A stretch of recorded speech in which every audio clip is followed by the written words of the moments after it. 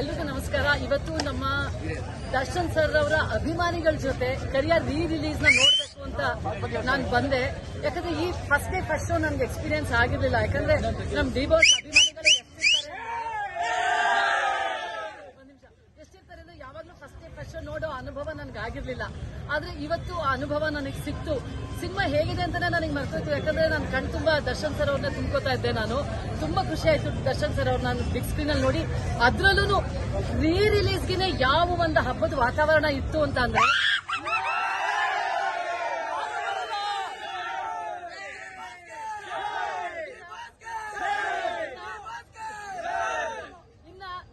Darshan sir ಆದಷ್ಟು ಬೇಗ ನೀವು ಬಂದು ನಿಮ್ಮ ಡೆವಿಲ್ ಸಿನಿಮಾನ ಫಸ್ಟ್ ಶೋ